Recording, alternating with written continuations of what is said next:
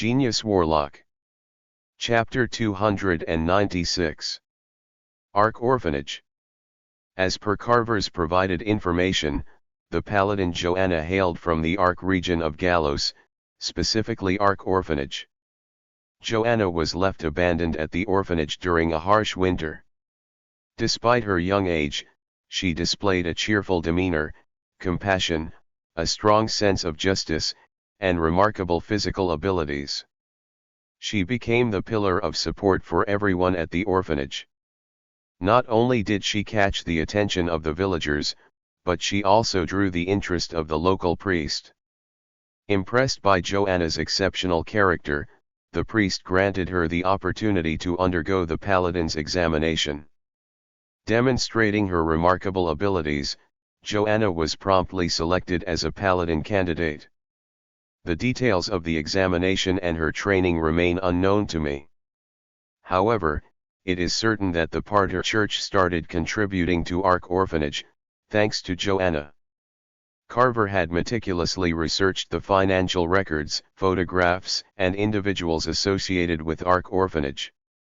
With Joanna's involvement, Ark Orphanage gained financial independence, allowing them to not only accommodate more children but also provide education, equipping them with the means to lead a respectable life after leaving the orphanage. It's an exceptionally commendable orphanage.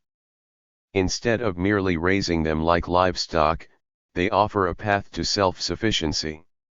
Even the city could learn from their approach. Oliver studied the photographs of the orphanage's inhabitants in the file. They were all strangers to him.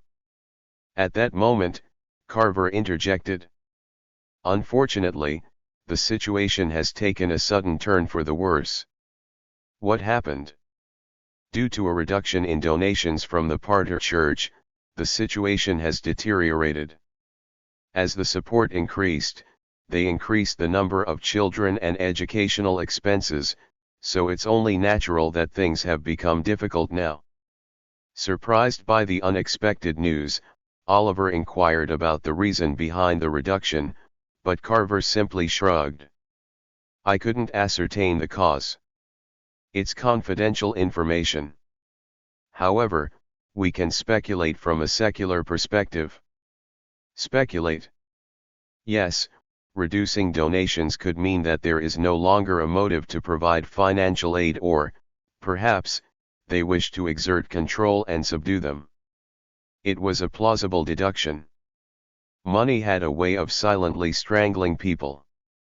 However, the question remained as to why they suddenly sought to undermine Joanna. After pondering for a moment, Oliver recalled a conversation he had with Paladin Elton in the past. Elton was Joanna's partner. He had explained that the Parter Church, being an ancient and vast organization, sometimes had to compromise with reality. Those who refused to comply, he had said, were broken. Joanna. She argued that the wizards were conducting abhorrent human experiments and insisted on an investigation. After advocating for this to the higher ranks for several months, she was transferred elsewhere. Paladin Elton had indeed made that statement, and it seemed like a form of demotion. For those who did not conform to the organization. Oliver didn't want to entertain the thought, but it appeared that the reduction in donations to the orphanage was part of the same narrative. Is it truly that challenging? Most orphanages face significant challenges. If you wish, I can gather more information. It wouldn't be too difficult to find out about the orphanage's current situation. Could you do that for me? As a modest gesture for our unofficial alliance, the cost would be minimal, so certainly. Very well, then are you returning to work? Within the tower, Oliver, who had been waiting in front of the professor's office at the farthest corner of the elemental tower, snapped back to reality upon hearing the sudden voice. Standing there was Kevin, who had finished his class and returned. Kevin Dunbara, master of the tower, professor and disciple of Merlin. It had been quite some time since Oliver had last attended work, Yet Kevin showed no signs of annoyance or irritation towards him. "Yes, Professor. I apologize for my tardiness." Oliver politely bowed as a greeting. Kevin briefly glanced at him, then opened the door to his office, gesturing for Oliver to enter. "Has the matter regarding ABC been resolved?" As Oliver shut the door, Kevin swiftly cast a soundproofing spell and began speaking. "Let me clarify, I didn't personally investigate this matter, I merely heard rumors circulating." "Rumors?" Oliver asked. "Do you think the Magic Tower wouldn't catch wind of a large-scale financial scam?" "Oh. Especially when the scam is linked to the Druids and the World Tree. Naturally, I would come across information about a warlock who manipulates emotions and mana, even harnessing the power of nature." "Oh." Oliver sighed again, realizing that he had been too absorbed in his own thoughts and had likely been oblivious to his surroundings. "I apologize. I believe I may have gone a bit too far." "Just a bit?" Kevin echoed Oliver's words, his expression hinting at numerous thoughts he refrained from sharing. Oliver apologized once more. "You don't need to apologize to me. It's not my concern, it's yours. However, I do think you might have crossed a line. Considerable power can be a weapon in Landa, but it can also make you a target. I heard something similar from the broker I've been working with. Then, there's no need to dwell on it further. It's best to exercise caution. Some individuals have taken an interest." "Is it a serious matter?" "Not necessarily serious. It's just that a few people have become intrigued due to the spreading rumors. At most, some wizards or students might collaborate and attempt to attack you." "Oh, that's somewhat reassuring." Though it provided little reassurance, Oliver responded as if it did. "Reassuring? Well, actually, I was planning to take a break from being a solver for a while." That's a good idea. If you halt your activities, the rumors will die down, reducing the danger. What do you plan to do in the meantime?" "For now, I thought I would focus on my neglected work at the Magic Tower." "Is it not too late to be diligent, considering how you spent your vacation? Besides, the summer break is nearly here." "Summer break?" "Yes, the summer break. This semester is coming to an end." Caught off guard by the unexpected revelation, Oliver didn't know how to react. He was aware of the upcoming break, but he hadn't realized it was already upon them. Time seemed to have flown by. "Does that mean I won't have anything to do?" "No, that's not the case. I will continue my research during the break." "Can I assist you?" "There's no issue with that, but why do you want to help?" "I think it would be enjoyable to aid you in your research, Professor, and I believe I would learn a great deal. Additionally, it feels a bit odd to continue receiving a salary without performing any work," Oliver replied honestly. While his statement could be interpreted as presumptuous, given that it came from Oliver, Kevin regarded it more as typical of Oliver's straightforward nature than something to be angry about. "Well, very well. As it happens, I have some inquiries that have piqued my curiosity." "Regarding me?" "Yes. Things like the Shamus mission, how you fused emotions, and when you first started harnessing the power of nature. Those were questions that required a substantial amount of time to explain." After considering his response, Oliver decided to address the simplest question first. "I don't have much to say about the Druid power. I simply reached out without realizing it and tapped into it." "You just gave it a try, and it worked?" "Yes. I heard that you perfectly replicated Shamus's technique." "Did you also achieve that effortlessly?" "Yes, more or less. I simply imitated Mr. Shamus. Oliver spoke as though it were no big deal, and that's exactly what he meant. All he had done was modify and imitate what Shamus had done in his own way. However, for the listener, it was an astounding revelation. I can't disclose any information about the ABC mission as it is classified, but for everything else, I'll write a report and submit it if you'd like. All right. I have my own work to attend to, and I can't look into it right now. We'll discuss it when the master returns. Oh, yes. Is the elder not back yet? No, it's taking longer than expected. But he'll be back soon. For now, please leave. I need to grade the students. As Kevin said this, he placed a notebook on his desk, which he had tucked into his waistband. After every class, he evaluated the students, monitored their learning progress, and adjusted the course content accordingly. Sometimes, he would even reteach certain topics. Despite his unfavorable feelings toward the students and the tower itself, his diligence was commendable. As Kevin bowed his head to indicate he was about to start working, he suddenly called Oliver back. Wait a moment. Yes, Professor. I forgot to mention this amidst all our conversation. What is it, Professor? Do you remember Felix? Oliver nodded. Felix was a student from the Gaia subfaction who enrolled in the Basics of Magical Combat course. He struggled to keep up with Kevin's class and received basic training from Oliver. Oliver had helped Felix right before he left for his Shamus-related leave. A few days after you left, Felix's skills improved dramatically, and he moved to my class. Oh, is that so? You seem quite pleased. Achievement brings great joy, after all. As always, Oliver spoke honestly. Indeed, the accomplishments of oneself and others brought immense happiness.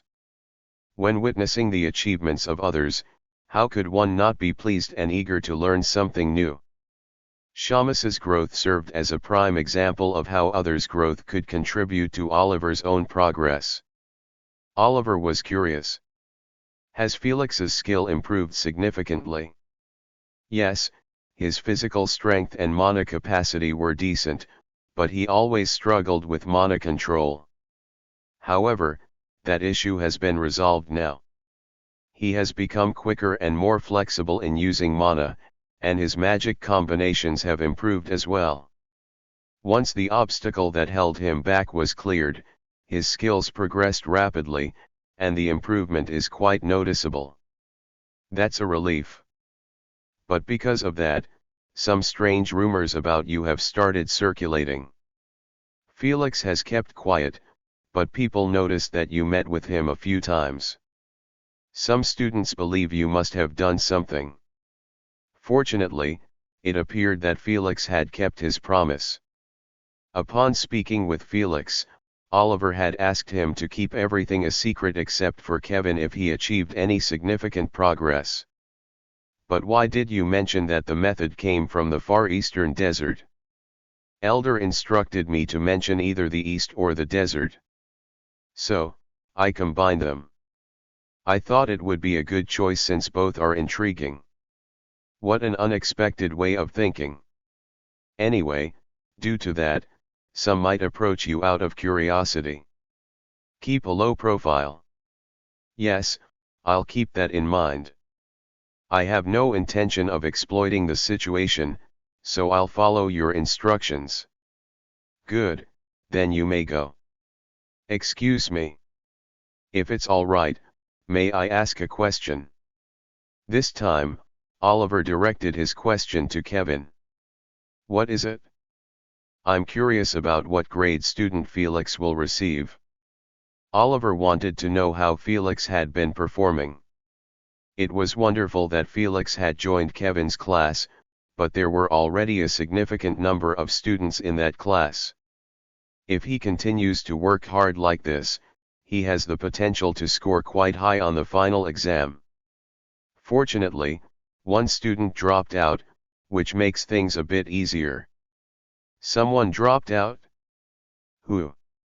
Oliver was puzzled as he contemplated Kevin's class.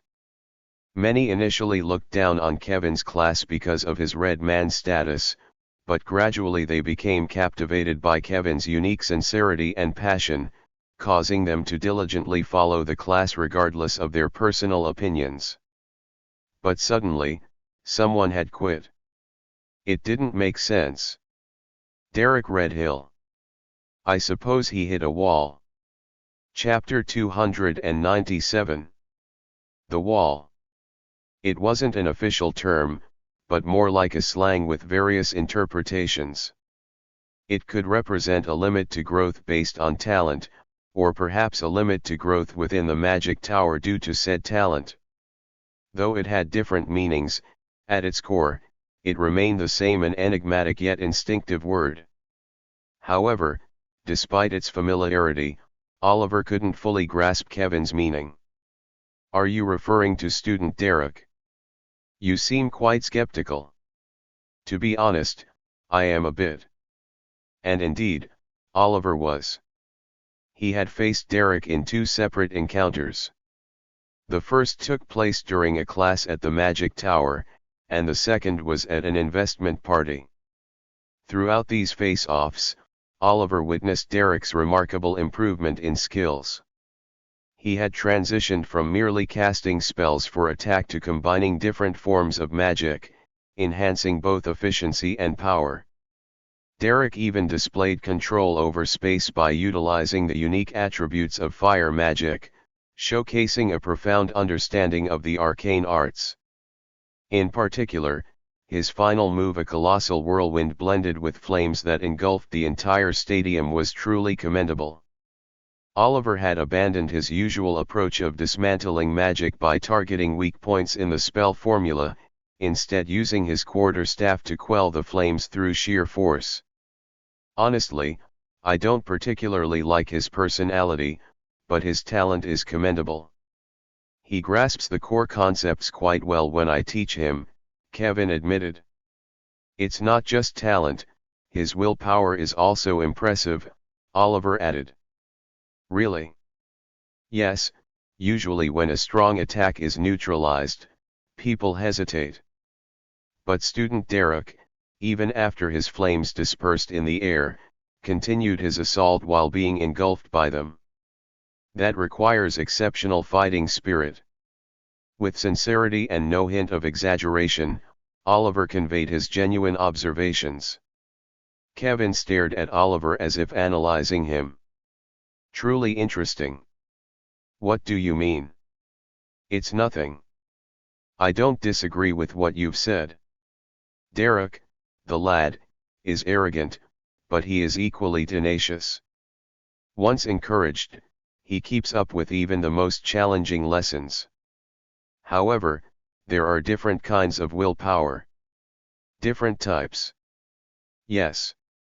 Some individuals filled with self-pride can overcome any hardship or adversity to protect their dignity. But on the flip side, if their pride is shattered, their willpower can easily crumble. Are you suggesting that applies to student Derek? Exactly. Despite fighting on par with the professor's personal staff member who isn't even a wizard, he was humiliated by some warlock at a party attended by the city's elite. Isn't that old news? The issue is that he's still stuck there. It's not surprising, though. It's like the fate of a mediocre genius. When faced with true genius, he despaired, had to endure disappointment and ridicule from those around him. Perhaps that's why he hasn't shown up for class yet. Oliver recalled the contents of the diary and research journal of the lightning wizard he had previously defeated. Those who entered the magic tower based on their talent but were ultimately expelled when their lack of aptitude was exposed. The impact must have been significant. Self-doubt, scorn from others, whispers. It was something Oliver could hardly fathom. Nevertheless, they fought desperately, even resorting to dubious dealings within the magic tower, only to find themselves on the streets, glimpsing new possibilities in their darkest moments. It was a tragic but also admirable journey. What's occupying your thoughts so deeply? Kevin interrupted Oliver's contemplation. I was reminded of the diaries and research journals of the wizards I've defeated in the past. I can imagine what they contained. There were more than a few like them. Do you think student Derek will meet the same fate? If his family withdraws their support, it's possible. Tuition at the Magic Tower is expensive, after all. Do you think his family will abandon him? The possibility is quite high. Because of Derek, their planned investment in a power plant was ultimately overturned. In this situation, if he continues down this path, it'll be difficult for them to invest any further. That meant his family could indeed cut off support, and Derek could find himself on the streets. Well, that was also a path, a different one, not necessarily a bad one. However, as Oliver remembered that he himself is a professor's personal staff member, he sank into deep contemplation. May I ask for your opinion, Professor? On what? About student Derek being left in such a state. Isn't he your student? It seems you still don't fully understand the terms. In the realm of magic, the relationship between a master and a disciple is unique. It becomes official only when both parties have a conversation and mutually agree to it. Derek is not my disciple. He is just one of the many students attending my class. So, you're saying you don't feel any sympathy for student Derek? Do you? Well, I do find it unfortunate if he possesses talent and determination but breaks so easily. I wasn't aware you held such a high opinion of Derek. He is a student in your class. No, rather, I'm your personal staff member. Shouldn't I offer assistance if I can? Kevin stared at Oliver intensely, as if examining him. After a while, he spoke. I don't care. If he's so easily broken, that's who he is. However, I won't stop you if you want to help him. Not that there's much you can do. His response reflected more on Derek's character than on any doubt of Oliver's abilities. Even if those around him attempted to lend a hand, there was little they could do if Derek himself didn't cooperate. However, Oliver's response was resolute. If I can't help, then there's nothing more to be done. Must be nice to have such a simple perspective. Are you planning to meet him today? Oliver glanced at his wristwatch and shook his head. No, it's almost time to finish for the day. I have another place to go before that. Oliver's response was firm. Fast forward button, fast forward button, fast forward button, fast forward button, fast forward button, fast forward button. Here we are. Led by a homeless man through the intricate sewer system, Oliver carried a box under his arm and arrived at a spacious open area in Landa's night. It was the new home of the poor brothers, guided by the homeless man to their relocated shelter after their previous one was exposed due to an attack by Shamus. The space was still in disarray, indicating their recent move. Members of the poor brothers were busy setting up barricades with drums filled with cement in narrow passages, while women and children worked together to pitch tents. Oliver observed the scene as he made his way in, eventually reaching the largest tent.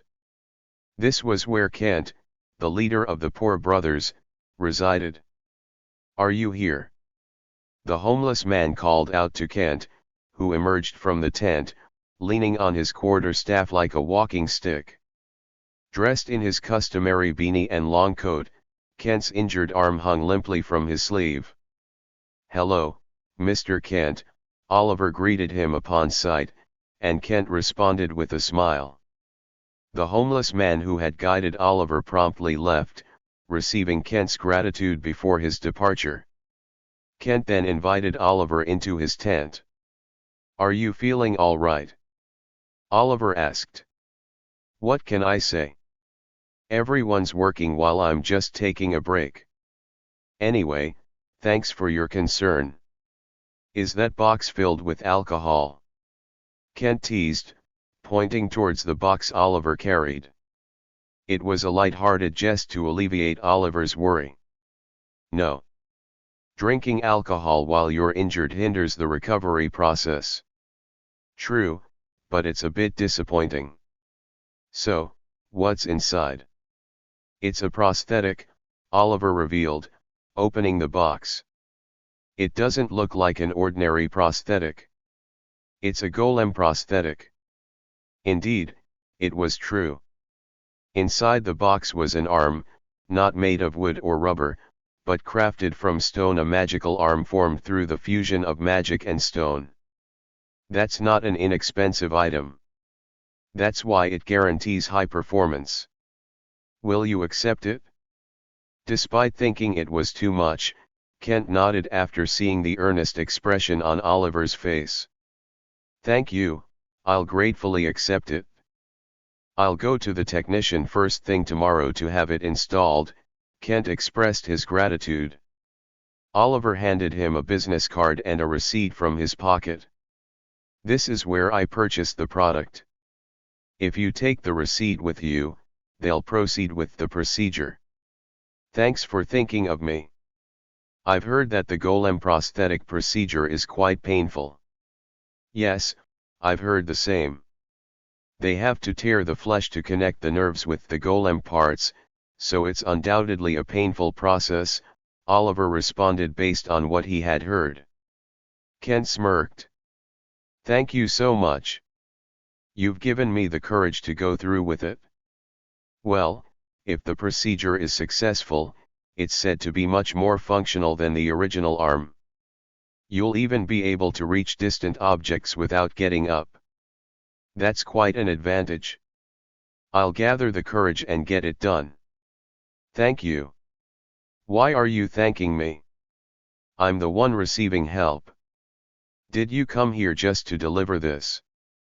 Kent inquired, as if he sensed something. "In truth, I came to ask you something." "What is it?" "What did you receive in return?" "In return?" Kent repeated, puzzled. "About the ABC job. I can't imagine you took on such a dangerous task solely for the money." Oliver's observation was astute. The Poor Brothers was a fairly large organization that gathered information from various sources: streets, bars, restaurants, hotels, taxis, but at its core, it existed to support the city's impoverished population. They had their limitations when it came to self-protection. Knowing this, Kent always maintained a level of detachment and operated on a fine line. In a city where the deaths of the poor went unnoticed, the shamus job was an exception. "Why are you so curious about that?" "I found it out of character for you to make that decision, so I was curious." "You don't have to tell me if it's difficult. After receiving such a gift, it would be a shame not to share." "Don't tell me, you brought it up with that intention." "Huh? No." "Yes." Oliver realized Kent's playful mood and reluctantly played along. It was rather awkward, but Kent chuckled. Hee, now you're learning how to joke too." "I study for 30 minutes before going to sleep." "Is that a joke as well?" "No, it's true." "Ah. Seems like you need to put in a bit more effort." "Oh. I see," Oliver said, feeling slightly disappointed. He believed he had been trying quite hard. "You're improving, just keep pushing a bit harder." "Ah, thank you. Now, let's return to the original topic. You wanted to know the compensation I received, right?" Kent redirected the conversation. Yes. Of course, if it's difficult for you not at all, it's not difficult. It was a promise to establish a welfare organization eligible for city funding. A welfare organization. That's correct. A nighttime shelter for the homeless or a refuge to help workers who have lost their income due to unforeseen circumstances regain stability. The city proposed this condition. They offered to allocate a budget for a certain period and allow us to establish and operate such an organization. So, you accepted the ABC job for that purpose. Yes, it was an offer too tempting to turn down. Did you get it? We're currently negotiating the amount and duration. You accepted without negotiating. That's how it happened. It may seem foolish, but sometimes that's the decision that needs to be made. To be honest, Oliver couldn't argue against it. After all, he himself hadn't entered into the mission without a clear idea of compensation. Oliver contemplated for a moment before speaking up. By any chance it's fine, Kent interrupted Oliver before he could finish his sentence. What do you mean it's okay? Oliver asked, perplexed by Kent's response. Weren't you going to offer your help? Kent inquired, seeming to have seen through Oliver's intentions. How did you know? Well, I just had a feeling you might, Kent chuckled, shaking his head. I appreciate the thought, but I'll decline. I have ears too, you know. I've heard about your recent reputation. They say you took down Shamus all by yourself. It wasn't for revenge, it was part of the job. Ah, right. I was the one who got you involved in this line of work in the first place, so I don't have any complaints. If you were to step in, the city would likely give us more favorable terms. The city likes strong individuals. But don't. Is there a reason why? Because too much help can be poisonous. Pardon. Too much help can be poisonous. If a baby struggles to stand on its own, and you keep helping, the baby will never learn to stand by itself. Of course, I've already received your help several times, but we can handle this one on our own. The process might be tough, and the result might not be satisfactory, but we have to do it ourselves. That's the only way to grow. Oh, that's a pretty cool way to put it. Isn't it? I learned it from Priest. Priest? Yeah, the one who took me in when I was a street rat. He said that God gave humans the ability to think for themselves and the ability to move their own limbs so that they could think and act for themselves, for what they believe is right. Therefore, help should be a last resort. Oh, that's even cooler. Isn't it?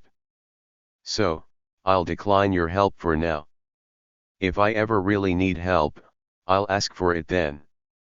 Can you help me then? I'll see. That's enough for me. After their conversation, Oliver and Kent engaged in some light-hearted chatter, briefly sharing personal stories. They instinctively avoided delving into the specifics of each other's work, maintaining a healthy distance. As their conversation topics neared exhaustion, Oliver rose from his seat. I'll come visit you again later. It would be nice if you could bring some alcohol next time. I'll consider it once your wounds have healed. Oliver bowed to Kent, prepared to take his leave. However, Kent spoke up from behind him. You don't have to confine your acts of help to me. Pardon. Oliver turned around, surprised by Kent's statement. I mean, the act of helping someone. You don't have to limit it to me. In fact, I'm not particularly skilled at this kind of thing. I'm just doing my best. I didn't have any specific plans, but then who should I help? Anyone who catches your eye. Where's the best in good deeds? You just do it and see. Chapter 298. Knock, knock. Oliver tapped on the door, hoping for a response. Silence filled the air, and Oliver patiently waited before attempting another knock. Knock, knock. Once again, the door remained silent. Oliver maintained his composure and knocked once more. This repeated several times. Finally, Derek, consumed by apathy, annoyance, misfortune, and self-pity, erupted from his seat and forcefully swung the door open. Ah, enough. Derek, typically neat and tidy, now sported disheveled hair and a slight beard, revealing his face to the world. Upon seeing Oliver, a hint of surprise flashed across his face. It was as if he hadn't expected to see that particular face, as if he believed he had a scheduled visitor. Regardless, Oliver greeted him. "Hello, Mr. Derek." Perplexed by the situation, Derek rubbed his eyes in silence before uttering a question. "Why on earth are you here?" Derek, his mind hardened by the weight of negative emotions, inquired with a strained voice. It wasn't entirely surprising. There was little reason for Oliver and Derek to cross paths. "I've come to deliver a message from the professor." "Professor Kevin?" "Yes, he mentioned that you've missed too many classes. Normally, that would result in a fail, but he's willing to consider it if you start attending and take the final exam." Derek pondered for a while, his eyes bearing dark circles, before shaking his head. The grip of negative emotions influenced his thinking. "Don't lie." "Pardon?" "I said, don't lie. I assure you, I'm not lying." Oliver spoke the truth. After Oliver conveyed his intention to meet with Derek and arrange his return to class, Kevin offered the concession. He believed that in order to persuade someone, you needed at least a bargaining chip. "Why do you think I'm lying?" "Because that professor despises us. And not only is he sending an employee, but he's also granting such a concession? It doesn't make sense. While he may be strict, he doesn't hate you.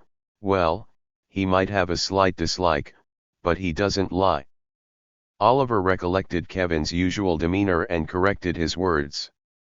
However, it appeared to have little effect. Derek radiated disbelief, mingled with a glimmer of hope and fear. The fear of failure. As these emotions peeked through, Derek recoiled like a man threatened by fire, and his determination wavered. "Regardless, I don't care. You can leave now." Derek attempted to nonchalantly shut the door. Confronted with such a demeanor, Oliver unconsciously asked a question, driven by his curiosity. The question escaped his lips before he could stop it. "What are you so afraid of?" Oliver's words pierced directly into Derek's vulnerable spot, causing him considerable pain. Filled with anger, Derek forcefully swung the door open, his face inches away from Oliver's. His imposing height and physique had no impact on Oliver. "What did you just say?" "I asked why you're so afraid." Unfazed by Derek's rage, Oliver remained calm. "I apologize if I upset you. However, I genuinely can't comprehend." "What can't you understand?" "To my knowledge, during the time you attended the professor's class, your skills improved dramatically. I don't understand why you've suddenly become so passive. I thought you were remarkable." "What do you know to speak like that?" "I occasionally observe you in the professor's class and review the evaluations he gives to his students. It's written there that your skills have steadily improved." That was an undeniable fact. Derek didn't hold Kevin in high regard, and the feeling was mutual. However, Kevin acknowledged Derek's ability, talent, and unwavering determination. "I, too, believe you are excellent. Oliver spoke, recalling his encounter with Derek. Those who witnessed their clash only remembered the vast difference in skill, but Oliver remembered Derek's growth and unyielding spirit. It was genuinely impressive. Yet, perhaps due to the lingering negative emotions within Derek, he rejected Oliver's words and struggled to misinterpret them. Oliver wondered why he was subjecting himself to this torment. "Do you think you're in a position to judge me? Is it because you fought me on equal grounds and resolved the mountain pace incident? Is that why?" "No, I don't consider myself qualified to judge anyone. Truly. If it came across that way, I apologize. I've heard some rumors lately, and it seems you're not just an ordinary person. Especially since Professor Kevin brought you." "Rumors? Do you know nothing? Or are you pretending not to know? Don't you know how Kevin gained recognition as a certified wizard of the Magic Tower? Do you know who his master is? How did someone who doesn't even know this get hired?" Derek's question struck a sensitive chord with Oliver, leaving him at a loss for words. At that moment, answering these questions truthfully seemed difficult for Oliver. While he had a prepared story in mind, once he started lying, he would have to maintain the facade consistently. Thus, remaining silent seemed like the best strategy. But before Oliver could evade the question by using Kevin as an excuse, Derek cut him off, akin to a hunter closing in on its prey. "You're not going to answer, are you? You don't have to. Instead, tell me this. You mentioned helping Felix improve his skills. Is it related to all of this?" It was a sharp question indeed. Although it wasn't directly relevant, Derek had posed a question that was challenging for Oliver to answer. Impressive how Derek's mind worked so keenly when he was a bit agitated. "I'm not certain about that. I've heard that you assisted Felix significantly. I merely did what the professor requested. As a personal staff member of the professor, my role extends to helping you as well, Mr. Derek. Would it make a difference if you were honest?" For the first time, Derek, who had been trying to avoid the situation, made a suggestion.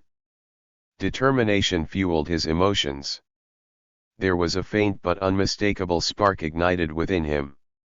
Oliver believed it would be best not to extinguish that spark. "Well, how about this?" "What?" "You have questions for me, Mr. Derek, and I want to fulfill my duties. What if we settle this with a duel? The winner gets what they want. If you win, I'll answer any questions you have, and if I win, you return to class." Anger flashed in Derek's eyes at the reasonable suggestion, and the small flame within him began to grow slowly. It was a positive sign.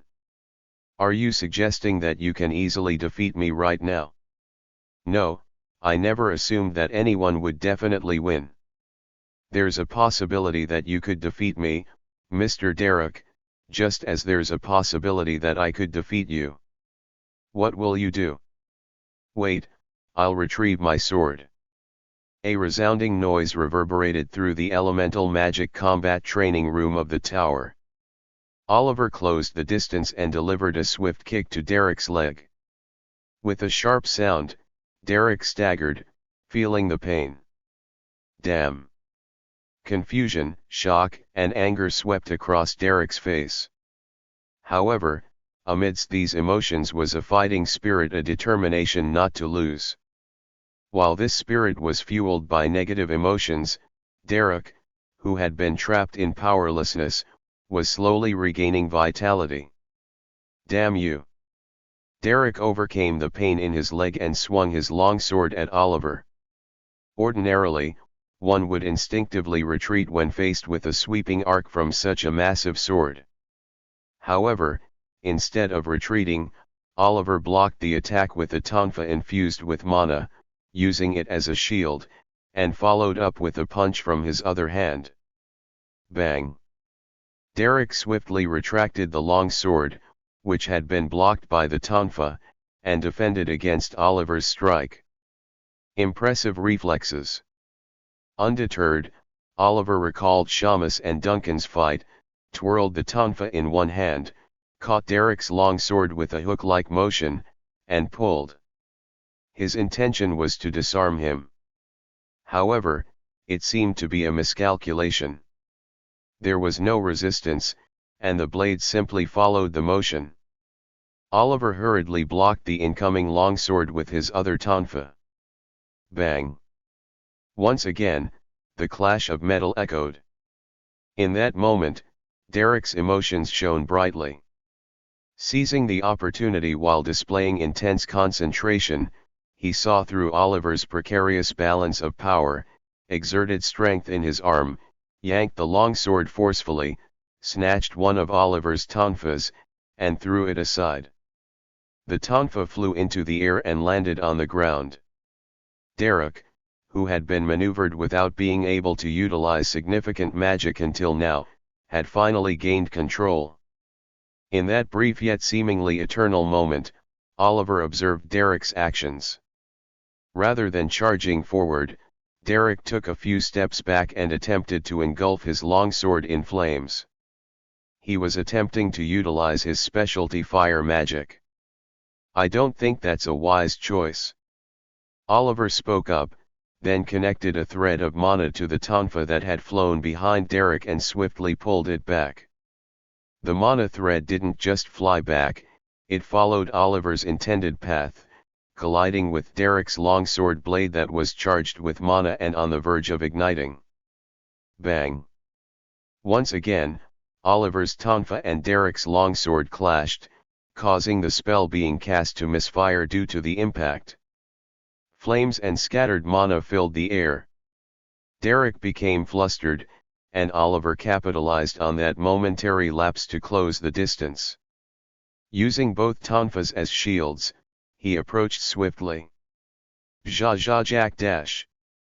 Despite his flustered state, Derek thrust his longsword at Oliver as he closed in. Oliver formed a shield with both tonfas, deftly deflecting the attack, and closed the distance even further. He then choked Derek's neck with the tonfa handle, lifted one leg, and knocked Derek down. Derek lost his balance and fell. He immediately discarded the useless long sword, drew a dagger from his back waist, and attempted to stab Oliver. However, Oliver had anticipated this move after reading Derek's emotions. Bam! When Oliver swung his tonfa like an axe, the dagger fell helplessly from Derek's hand, and the other tonfa was pressed against the unarmed Derek's neck. It was clearly the end of the match. Apart from the bet, Derek's pride may have been wounded, and he should have been angry. However, instead of anger, relief radiated from Derek. "So, the rumors are true."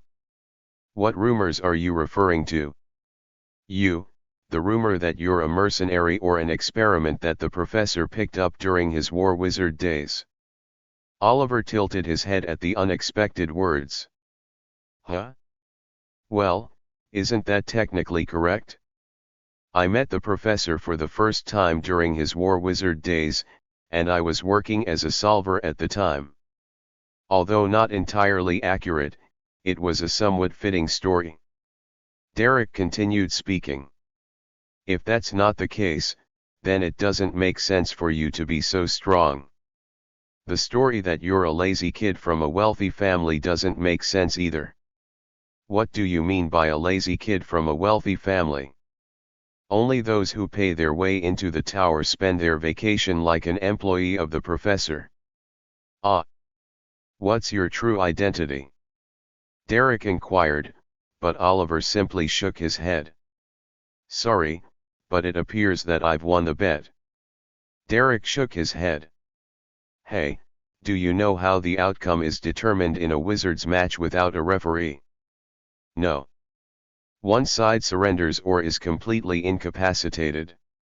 Derek shouted and released the mana inherent in his body, engulfing himself in flames, swiftly getting up. He pushed Oliver away with a powerful burst of flame, and then took the opportunity thud. However, instead of achieving his goal, Oliver countered by striking Derek's side with his tonfa, narrowly avoiding the intended target. This move was made possible by expelling mana from his body to counteract Derek's firepower. Ah, thank you for the lesson. Derek winced in pain. He attempted to cast magic once again, reigniting his fighting spirit, but Oliver preemptively disrupted the spell by striking the gathering mana source with his tonfa, then struck Derek's leg with another blow. Thump. There was a dull sound. Thankfully, nothing broke, but it caused considerable pain. While not an easy skill, Oliver had acquired the know-how while training with the Joseph family and the fighter crew. The technique of inflicting pain while avoiding major injuries.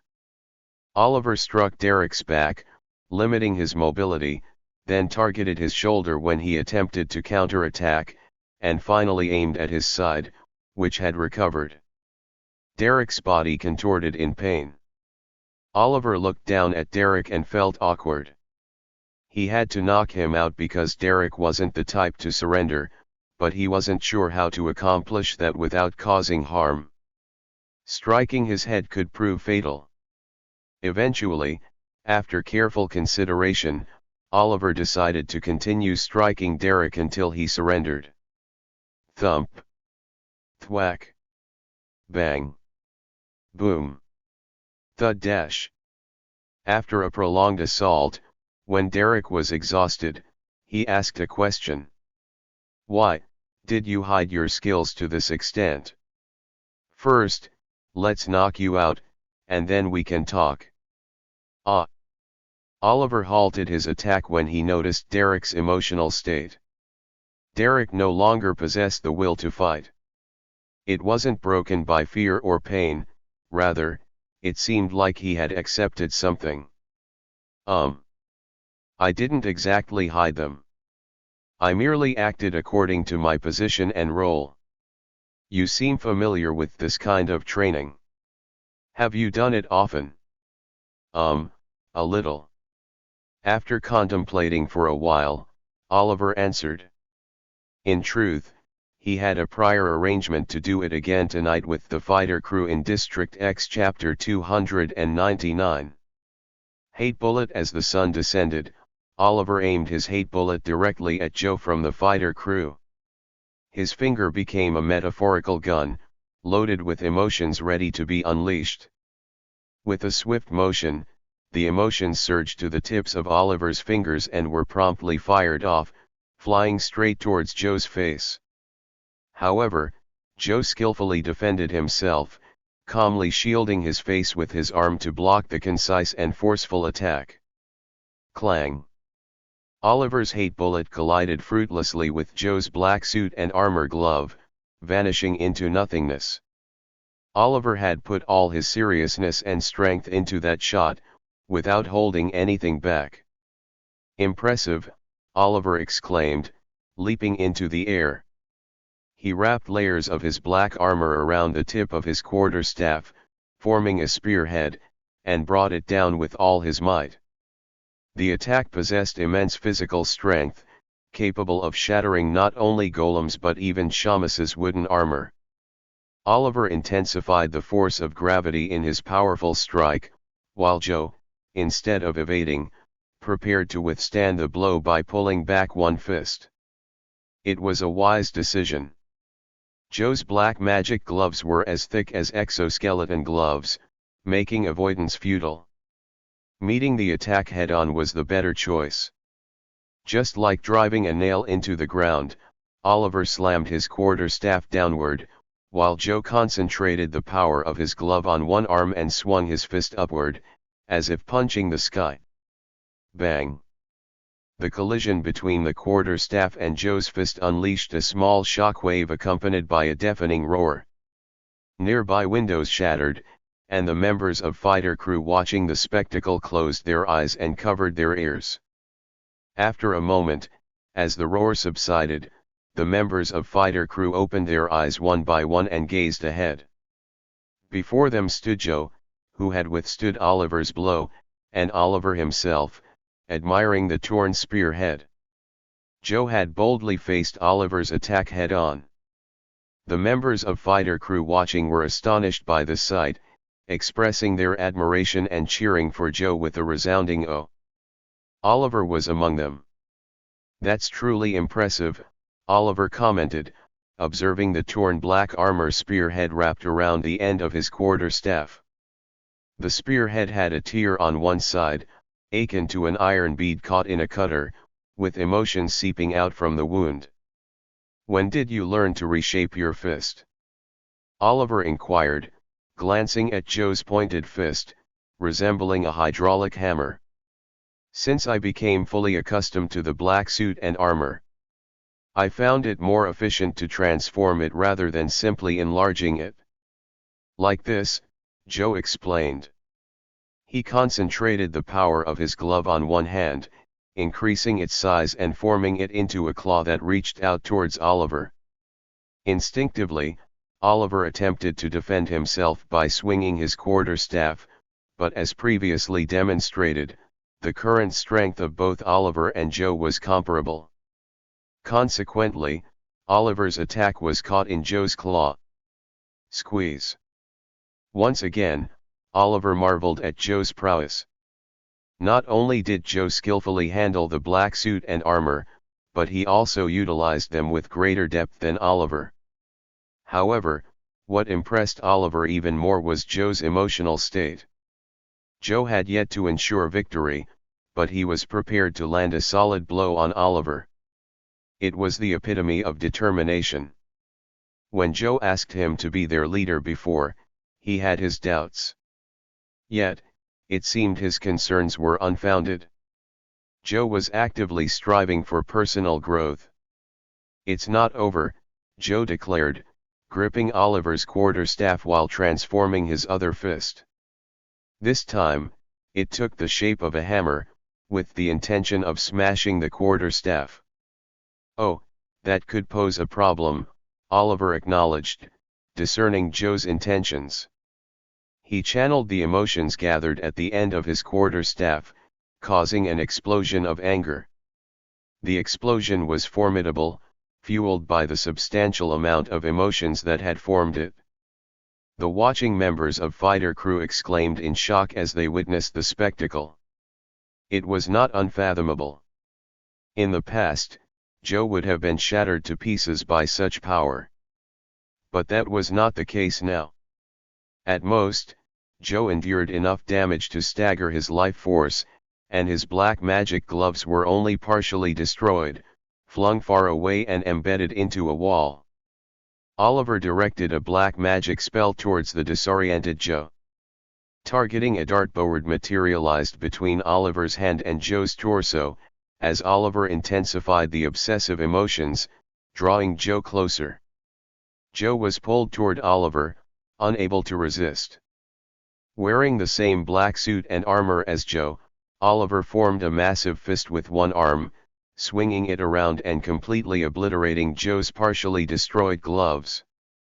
Exhausted of energy, Joe collapsed on the floor and asked, "Ha! How was that?" "You did splendidly. You proficiently used both the black suit and armor, and your utilization surpassed my own. Truly remarkable," Oliver praised. "This is the extent of my talent," Joe replied honestly, not with humility but with sincerity. And it was not far from the truth. The fact that Joe had reshaped the black suit was astounding, but it was a testament to his more limited talents compared to Oliver's. Yet, Oliver rejected this notion. No matter what, something amazing is still amazing. I never imagined the depth to which you could utilize the black suit and armor. Thanks to you, I've also learned a thing or two, Oliver spoke sincerely, as always. Even if Joe pretended otherwise, he couldn't hide his satisfaction. Thank you for your praise. Is there anything I can improve on? I've managed to figure out this much on my own, but I can't think of how to further improve, Joe asked, seeking guidance. Compressing the gloves might be a good idea, Oliver quickly responded to Joe's request. It seemed like a casual suggestion, but it hit the mark. Compression. Yes, the gloves are too thick, limiting your agility.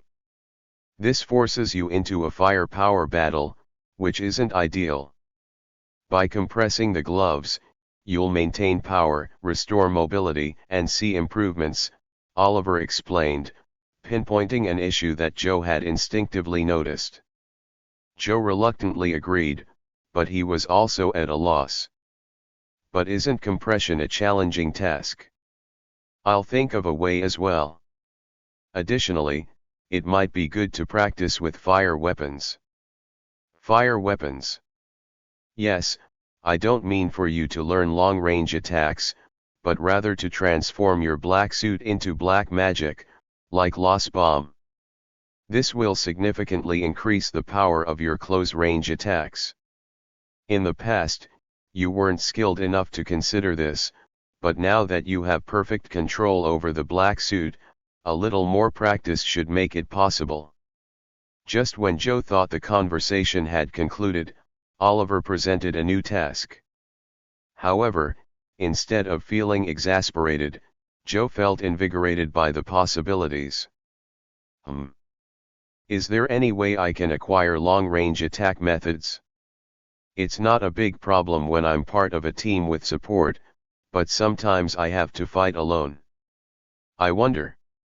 You could learn, but I'm not sure if it would be efficient. What about throwing your gloves? Throwing my gloves? Yes, similar to how you transform the shape of the black suit and armor, you could slightly tear the gloves and throw them in chunks. Merely throwing them would have the effect of throwing a lump of metal, while transforming the properties of the gloves would be akin to throwing a bomb. I believe this would be the most efficient approach, Oliver explained further. Although his words were improvised, Joe was convinced it was the best course of action. May I ask a question, if you don't mind? Oliver asked, noticing Joe's renewed enthusiasm. Joe straightened himself up, signaling that he was ready to listen. Sure, go ahead. You seem more driven than before, and you've achieved some results. Did something happen? No. There was no special event. I just felt that we made a mistake last time, so I'm trying to rectify it, Joe replied honestly. Last time? You mean, when you asked me to become the captain of the fighter crew? Yes. I'm truly sorry, Joe apologized sincerely, from the depths of his heart. At that time, I thought it was an act of gratitude and respect, but looking back now, I realize that we tried to exploit Dave's abilities. We didn't focus on becoming stronger ourselves, instead, we tried to use Dave, Joe confessed, regret evident in his words. I don't think you went that far. No, regardless of the circumstances, I made an unreasonable request. Especially after I took charge of the ABC job, I realized. Thanks to that, I came to my senses. Not just me, everyone did, Joe pointed out, gesturing towards the members of the fighter crew around him, who all nodded in agreement. It's good to see, Oliver spoke sincerely. He had felt slightly disappointed due to the previous proposal, but now he felt that his disappointment had been compensated. Forrest mentioned that you'll be taking a break from work for a while. Is that true? Yes. He said it's better for safety reasons. In that case, may I ask you for a favor? A favor? What is it? Dave has taught us black magic, so we have all become strong enough to protect our own lives. But due to the nature of our work, we still suffer losses. So, we need to recruit new members. Could you help us train them? New members. Yes, we need to replenish our manpower. It wasn't an unusual request. In their line of work, it was inevitable to lose strength and constantly seek new recruits. We'll do our best to match the payment. No need for compensation, Oliver started, but Joe interrupted him. No, we would appreciate it if you accepted payment, Joe insisted politely but firmly. It may not be right for us to say this since we've already received your help several times, but I think it's better if things are clear. If Dave doesn't accept payment, we might end up relying on you again. It's not about buying Dave's teachings with money, but rather a token of sincerity for a healthy relationship. If you keep helping unilaterally, people might misunderstand. You wouldn't like that, would you? Joe's argument made sense, and Oliver nodded in agreement. You're right. Then I'll accept it. Can we determine the amount through Mr. Forrest? Of course. May I ask when we can start? Could you give me a moment? I need to check a few things, Oliver responded, considering his schedule at the Magic Tower. It seemed that evenings or nights would be the best time since he would be returning from work. It's going to get busy for a while, Oliver thought, recalling his early days of training the fighter crew and his life as a staff member at the Magic Tower. From morning to evening at the Magic Tower, and from evening to night in District X, it was a truly busy schedule.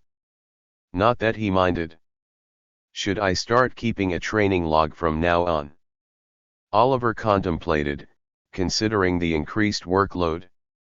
Oliver contemplated various infrastructures he had seen at the Magic Tower and recalled Kevin's work attitude. Although he wasn't particularly interested in this area, it didn't seem like a bad idea to give it a try.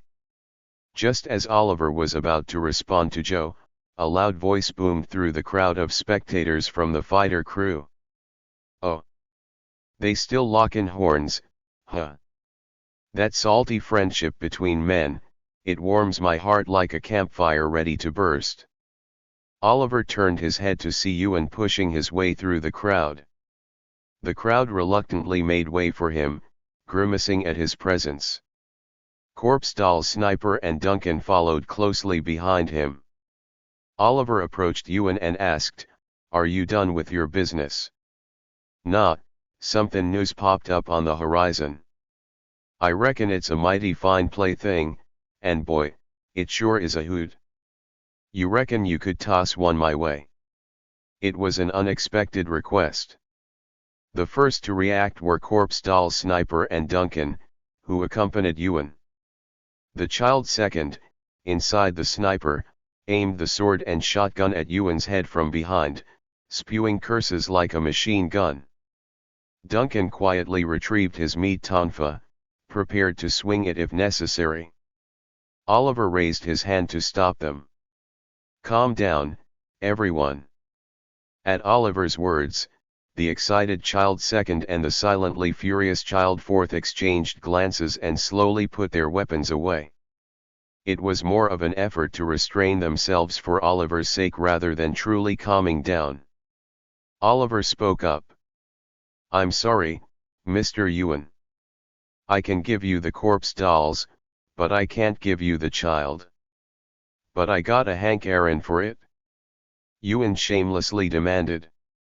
The fighter crew, watching from the sidelines, began to express their discomfort, exchanging glances with each other. However, Oliver, the one directly involved, remained calm in his response. "I apologize. Didn't reckon it'd come to this, but didn't I lend a hand to your pal too? Yet here you are, holdin' back like a Scrooge. Think 'bout what's right and just. I've always appreciated your help. Sincerely." "So, is this the favor you're asking of me, Mr. Ewan?" "A favor? Didn't you ask me to return the favor by helping you in the future?" Is this it? Not, that and this. Ah. Never mind. Didn't figure you'd be so sly. I took ya for a fool, but you done turned your back on me. Mighty disappointed, I must say. I apologize once again. I can't give you the child because I'm writing an observation diary. Observation diary. Yes, about their growth. Yuan suddenly showed great interest. A log trackin' the growth of some critter conjured up by black magic. Now that's interestin'. Share it with me, partner. I'm itchin' to read them words. Understood. Oliver readily accepted, and Yuan burst out laughing. Well, ain't you just given away valuable knowledge without a second thought? I knew it, you truly are a fool. You've proven my point. It's not free, though. Oliver dropped another bomb, and Yuan furrowed his brow once again. His facial expressions were indeed versatile. What? There's an item I'd like to request in exchange. It's something that can preserve a large amount of blood and prevent its properties from mixing together. At the mention of blood, Yuan halted his anger and responded. Ho! You're a skin me to whip up something, bold move, I'll give ya that. But the notion itself, now that's something worth ponderin'. Blood. You plannin' some kind of venture. It's not a business, but a personal matter. I can't share the details. Can you create it? In return, I'll provide the observation diary on the child and match the payment as much as possible. All right, partner. We got ourselves a deal. Truth be told, I would have done it even if you'd asked for just one thing. You sure know how to play the fool. I'm glad you're happy. I received great help from you, Mr. Yuan, so I'm happy too, Oliver replied. Yuan, who had intentionally been rude, frowned at those words. Was it the futility of striking at thin air with all his might? So, he changed the topic. Got any other requests up your sleeve? Actually, I have one more. Big mouth. Do you know any way to increase the capacity of the glutton bag? I've been using it for a while, and it seems to be full now. Well, only way I know is to have glutton bags tusslin' it out. Same size or bigger, one's gotta chow down on the other. Consume. Joe echoed, reflexively surprised. The method seemed rather bizarre. Yuan didn't deny it. Black magic is naturally messed up. That's why I love it. Oliver, seemingly unfazed, pondered calmly. Consume. So, I just have to feed it? Nah, to be exact, ya gotta pit 'em against each other in a brawl, and the victor's gotta feast. Can't rightly explain the mechanics, but that's the way it rolls. In that case, Mr. Yuan, can you create a glutton bag for me? Slightly larger than a person. Now, if ya need specifics, ya oughta ask my apprentice, Smith. But are ya sure about this? What if your own glutton bag ends up as supper? Then, I will buy the winner, Oliver suggested, his proposal rational. However, Big Mouth and Child, who had a close relationship and were in a similar position in a way, stared at Oliver with wide eyes, as if to say that's not it. Yuan had the same reaction. Whoa. You got a real dark side, don't ya? Chapter 300. Scratch. Scratch. Scratch. Inside a secluded professor's private office at the corner of the tower of the Elementalist Department in the Magic Tower, Oliver sat quietly, engrossed in writing a report. The report focused on Eve and was intended to be shared with the Moirai school. Due to Oliver's involvement, they couldn't secure Eve completely, so they requested him to provide whatever information he could gather. Willingly, Oliver took on the task. Eve was a significant entity for those well versed in the knowledge of the World Tree. I don't have any regrets, Oliver thought to himself, reminiscing about the past. He remembered the moment when he confronted Shamus and accessed the World Tree. Eve, an ethereal and malevolent mass of energy, was ensnared, much like prey caught in a spider's web. In human terms, she was stripped of even the freedom to move a finger. Naturally, when Eve laid eyes on Oliver, she pleaded for release from her confinement, seeking help like a drowning person gasping for air. And I set her free. Scratch. Scratch. Scratch. Oliver continued to write the report, detailing how he employed his willpower to undo the restraining device crafted by the Druids. In return for her release, he asked Eve for information about Shamus and sought compensation in the form of ABC indemnity. It was a moment worth remembering, so Oliver diligently transcribed every detail without interruption. Should I include this part too? Abruptly, the sound of writing ceased. Oliver deliberated whether he should document Eve's state after her release and his subsequent actions. Upon being freed from her restraints, Eve experienced a brief moment of joy and exhilaration as she savored her newfound freedom. However, it was short-lived. Soon after, a profound hostility towards humans emanated from her, catching Oliver off guard. Nevertheless, he quickly surmised the cause, drawing upon Merlin's theory of evolution of the World Tree. According to the theory, Eve's affinity towards humans could be influenced by the accumulation of information. Positive information would lead to fondness, while negative information would provoke dislike. In Eve's case, it appeared she belonged to the latter category. So, did Mr. Shamus restrain her for this reason? Or did her anger stem from being confined? If given the chance, Eve seemed prepared to harm or even kill humans. After careful consideration, Oliver decided to include that particular observation in his report. Doing so not only helped him organize his thoughts but also shed light on Eve's intense animosity. Next, what I did was...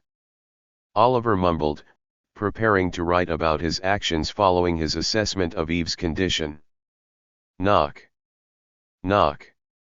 Just as he was about to put his thoughts into words, a knocking sound echoed from the door, interrupting his train of thought. Reactively, Oliver raised his head and employed the warlock's eyes, which allowed him to perceive the person standing on the other side of the door. It was someone he had never encountered before, radiating an aura of pure and immense mana. Knock. Knock. The knocking sound persisted. Oliver requested a moment of patience from the person outside, stowed away the report he had been writing inside a drawer, and made his way towards the door. Upon opening it, he was greeted by a well-built man standing at approximately 180 centimeters in height, boasting firm muscles. Unlike the clean-shaven appearance typically seen among wizards, this man had slicked back hair neatly styled with pomade and sported a short beard, which surprisingly didn't make him appear untidy. On the contrary, it lent him a distinct sense of refinement. "Are you Zenon Bright, a private employee of Kevin?" the man bluntly confirmed, while extending his hand for a handshake.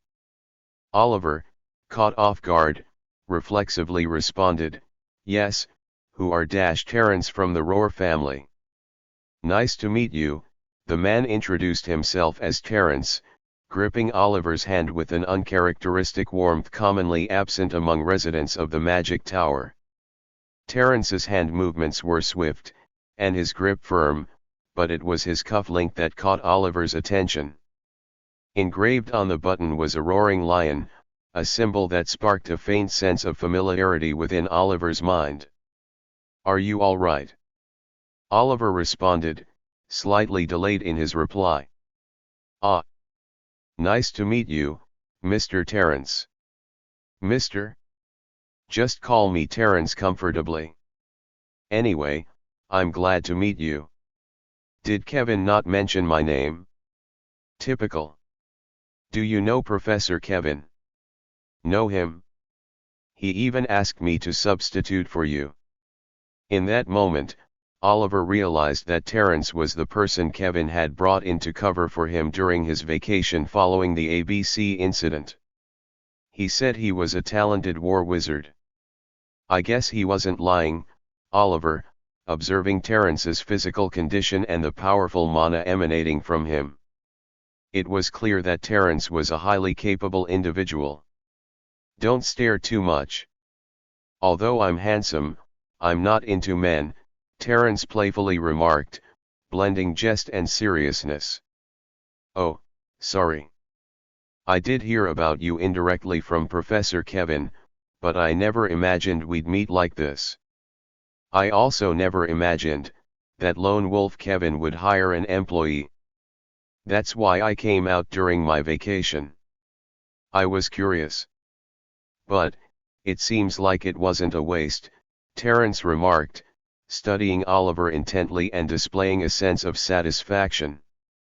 Confused, Oliver began to ask, "What do you mean, I don't swoosh?"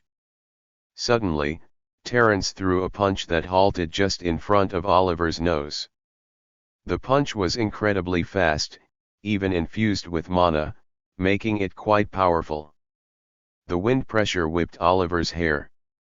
Why didn't you dodge? It was too fast. Oliver fibbed, concealing the real reason he hadn't dodged. In truth, there was no intention to hit him. Thankfully, Terence burst into hearty laughter, apparently believing the lie. Ha! My punch is indeed fast. I was even a boxing champion in the Magic Tower. We have boxing in the Magic Tower. Of course, physical training is essential for wizards. The body must be capable of handling mana, especially for those in the pure magic faction. Swoosh! Terence threw another punch, this time without any intention to hold back. Thump! Oliver tilted his head and deflected the punch, feeling a stinging pain in his palm even with the protection of mana. It seemed Terence's claim of being a boxing champion wasn't a lie. Whew! Terence exhaled in admiration, ceasing his assault.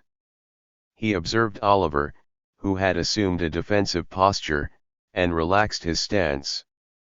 With a sense of satisfaction, Terence snapped his fingers, drawing Oliver's attention.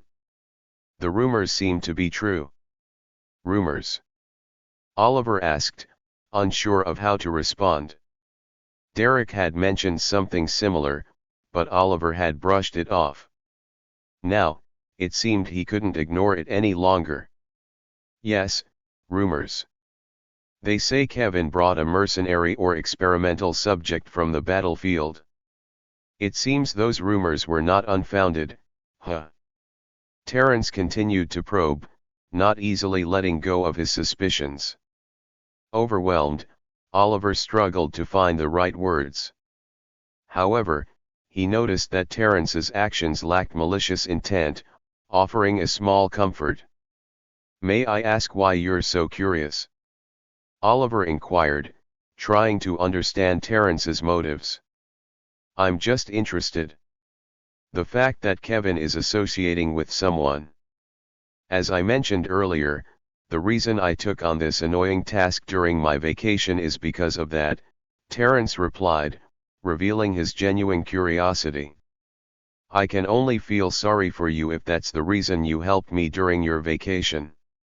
A familiar sound resonated from the hallway outside, the unmistakable footsteps of Kevin. "Oh, could you make some noise when you move? I don't want to hear that from someone who suddenly throws punches at someone else's employee." "I knew he could dodge it." "What if he couldn't?" "Well, it'd be an unfortunate accident." "All right, I got it, I'll apologize. Hey, Zenon.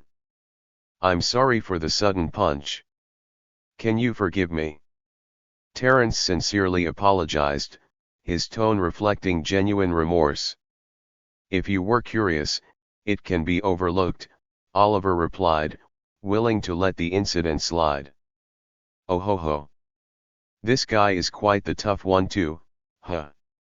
Terence chuckled, appreciating Oliver's resilience.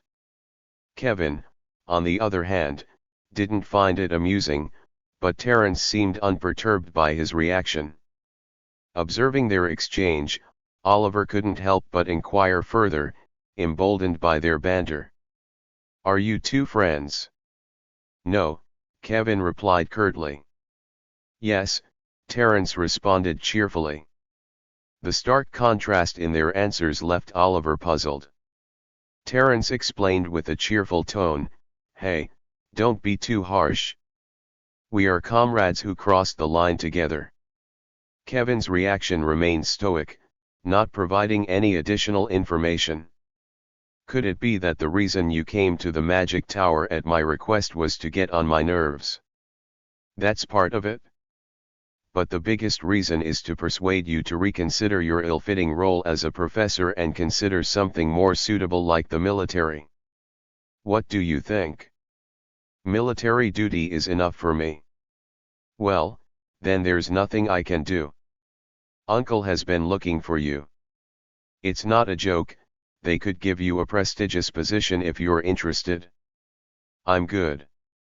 I don't plan to be a chess piece, Kevin responded firmly, his tone conveying his unwavering stance. Terence took a step back, acknowledging Kevin's resistance. The conversation appeared to hold a significant weight that Oliver couldn't fully comprehend, but the intensity between the two was palpable. Well, I understand. Enough with the jokes. I'll just hand this over and go, Terence declared, retrieving a file from his belongings and passing it to Oliver. Curiously, Oliver asked, What is this? It's an assessment of the students' progress while I was in charge. Their physical strength, mana, magic level, and areas for improvement. Honestly, the results are not very impressive, Terence explained, referring to the contents of the file. Oliver skimmed through the document, confirming Terence's assessment. It contained evaluations and suggestions for improvement, following a similar format to Kevin's reports, albeit with a slightly superior quality. Of course. He learned from us, Terence commented casually, placing his hand on Kevin's shoulder. Kevin reacted coldly, urging him to remove his hand. Get your hand off. Got it, Terence complied, withdrawing his hand. While the two engaged in their banter, Oliver took the opportunity to quickly peruse the file. It held valuable information. Can I also learn from this? The training evaluations and methods, I'll teach you if you join the army, Terence proposed skillfully, producing a poster from his belongings. The poster depicted a portly gentleman wearing a bowler hat, pointing forward with his index finger and proclaiming, "The country wants you." It made quite an impression and left a lasting visual impact. Kevin, however, took the poster from Oliver, neatly folding it, and suggested, or you could simply read a book on military training from the Pure Magic Library. Of course, that's one way. But learning directly would be much better. If you want to don a cool uniform, get in touch with us, Terence offered, returning the poster. Observing the exchange, Kevin gave Terence a knowing look, and Terence retreated with a soft chuckle. After Terence left, Oliver couldn't help but ask a question that had been lingering in his mind. Is he a friend of yours? Just someone I came across a few times during military service, Kevin responded, downplaying any notion of friendship. Ah. I see. He seemed very friendly towards you, so I thought. Oliver trailed off, realizing he had misinterpreted their relationship. Nonsense. Instead, get ready to move, Kevin instructed, abruptly changing the subject. Get ready to move? For what? Oliver inquired, perplexed by Kevin's statement. Yes, the basic magic combat class is starting soon. It's time for you to take over again.